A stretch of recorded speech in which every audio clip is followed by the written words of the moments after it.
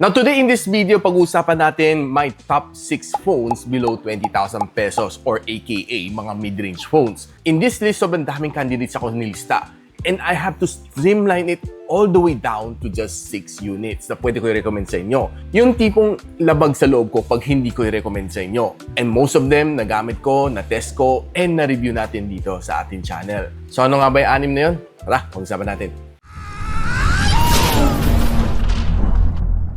Now, itong listahan na ito is in no particular order, pero the last one probably might surprise you, and yun ang probably pinaka-paborito ko among the 6 ones na nirecommend ko.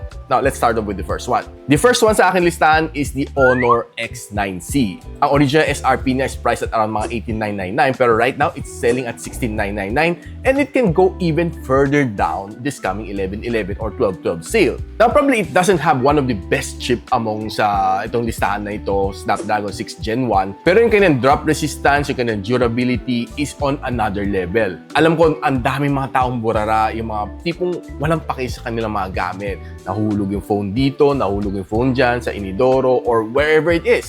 Pinaka-extreme, nung hinulog nila galing sa helicopter, 500 meters above the ground. And, well, it survived. And nung in-update ako ni Honor, yung kanyang glass sa likod, yung kanyang camera glass, pinatibay nila compared sa X9B. Kasi yung X9B, maraming nag-drop test and maraming nasiraan ng camera glass sa likod. So, well, they toughened up this time. Probably that's one of the reasons medyo excited ako sa X9B pretty soon. Chismis ko December 2025. Pretty decent ang kanyang camera, 108MP, and it can shoot you up to 4K and 30. And malaki rin ang kanyang battery size, guys. 6,600 mAh ang kanyang battery na silicon carbon technology. That's probably one of the reasons kung bakit manipis tong phone na ito, and it can give you a 66 watts na fast charging support. And the next one probably might surprise you, si Oppo K13 Turbo. Normally, madala ako mag-recommend ng mga Oppo na phones due to its high price and low specs, lalo na si Reno series. Shoutout nga pala sa'yo, Reno series. Kita-kita ulit tayo sa Reno 15, ha? Just a word of warning, this is a China ROM phone. Wala to sa Pilipinas, ang Oppo K13 Turbo. Now, there's another one, si Turbo Pro, pero medyo mas mahal na yun, kaya ito nirecommend ko muna sa inyo. Maganda nga ng processor, Dimensity 8450, which is probably one of the better ones for this price point. Performance-wise, gaming-wise, wala kang maging problema sa kanya. That's a guarantee. Pero yung nga lang yung kanyang cooling fan can only drop mga 2 degrees Celsius at the most based sa akin testing. Well, you can always use a cooler. Pero one thing na nagustuhan ko dito sa kanya is medyo mas naging gamer-centric ang kanyang itsura dito sa likod, lalo na kanyang purple, one of my favorite ones. Natuwa ako actually sa kanyang gaming capability ito phone na ito, and pati kanyang camera performance was pretty solid. 50MP na main camera sensor, can shoot up to 4K and 60, and malaki rin ang kanyang battery, guys. So, one of the biggest dito sa listahan na ito, 7,000 mAh, guys. Minsan ko lang sabihin to from Oppo na, wow, laki ng battery, 7,000. And it can support up to 80 watts na wired charging, which is solid. Mabilis mag-charge din siya. Kahit malaki ka ng battery, I think under an hour and 15 minutes, tapos na mag-charge ang phone na ito. Goods. Si Oppo K13 Turbo is currently priced at 17,900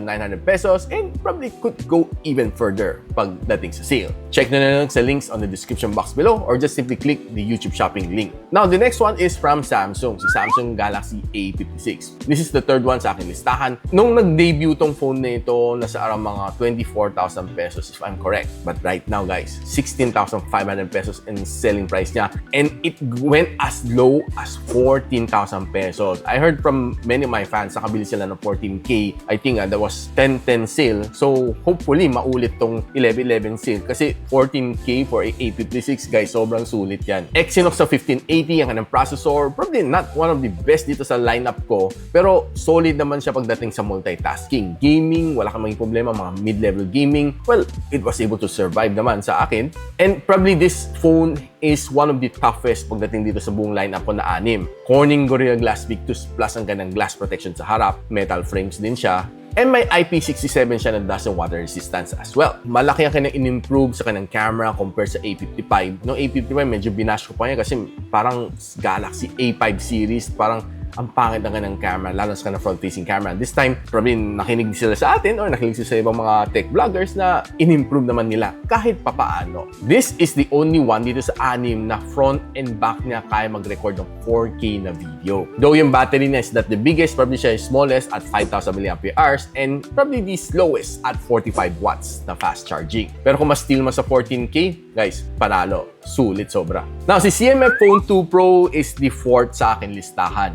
This phone, well, probably it's a more of a cheaper variant ng Nothing phone. Pero hindi naman siya talagang cheap kasi maganda naman pagkagawa sa kanya. With the Nothing UI inside, sobrang smooth na experience. It's the same experience na makuha mo sa mga Nothing phones. Currently, this phone is priced at 16,490 and probably might be lower pagdating sa 1111. One thing that I like dito sa kanya is, well, swappable naman mga likod niya. You can put on some accessories na kung gusto mo, pero hindi na removable ang kanyang battery like the CMF Phone 1. Meron siya panda glass sa protection sa harap and a IP54 dust and water resistance. And it's being powered by MediaTek Dimensity 7300 Pro, which is by far, well, pretty solid naman ang kanyang performance. And this is by far the only one dito sa anim na listahan ko that has a main lens, telephoto lens, and a ultra-wide lens below 20,000 pesos na maganda ang quality. Doon sa other 5, walang telephoto lens or walang ultra-wide lens. Yung nga lang kanyang downside, yung front-facing camera, 1080p and 30fps nga lang. Now, yung kanyang battery is not the biggest din.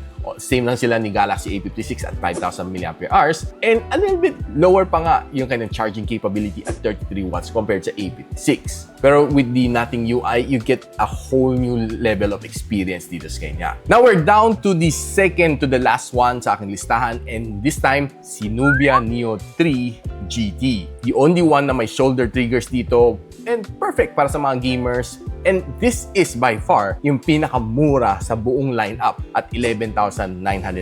It used to be 13,999 pero nag-price drop. And kung sinalihan mo pa ng mga voucher na yan, pagdating dito sa 11/11 sale, it would go even further down. Now, ang kanyang processor is a Unisoc na T9100. Well, it's a gaming chip na sinabi nila made just for this phone. I'm not quite sure kung meron ibang phone na nagde-deploy na ito pero by far, siya pa lang ang alam ko. Pagdating sa performance, walang naging problema. Masarap gamitin ka ng shoulder triggers, that's for sure, lalo sa Call of Duty Mobile. AMOLED display siya, meron pa siyang pa RGB sa likod, and probably this is the only one na may RGB din sa likod. Pero yung nga lang among the 6 dito sa listahan na ito, yung kanyang camera is probably pinaka so-so among the 6 ones na nirecommend ko dito. Pero bawi ka naman pagdating sa battery at 6,000 mAh and 80 watts na fast charging with bypass charging din. Perfect sa mga gamers at 11,999. Suggest ko kunin nyo yung Bumblebee Yellow, yung pinaka-okay na color nila. Ito, last one, sinasabi ko sa inyo, it might shock you.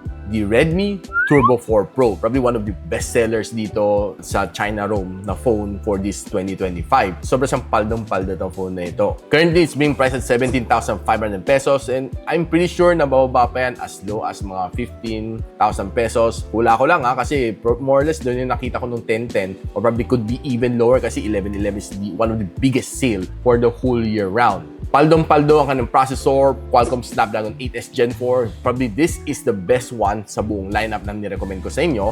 And probably this is the highest din na IP rating at IP68 sa buong lineup din na sinasabi ko sa inyo. And it also has the biggest na screen size at 6.83. Mga iba pinakamalaki 6.8, 6.77. And yung kanyang display is pretty solid din for me. Now, it's currently running HyperOS 2 and balita ko magkakaroon naman siya HyperOS 3 pretty soon. And good thing din, ang kanyang camera can shoot you up to 4K and 60. Pagdating sa battery, siya na pinaka malaki. 7,550 mAh among the whole lineup na sinabi ko sa inyo. Yung pangalawa si Oppo K13 Turbo at 7,000. Pagdating sa charging, siya rin pinakamataas at 90 watts na fast charging support. Yung nga lang, walang wireless charging. Pero honestly, I ain't complaining. And by far, yun ang pinaka-favorite ko among the whole list na ginawa ko dito. Hindi ko pala lagpasin si Turbo 4 Pro. So kayo guys, ano napili nyo dito sa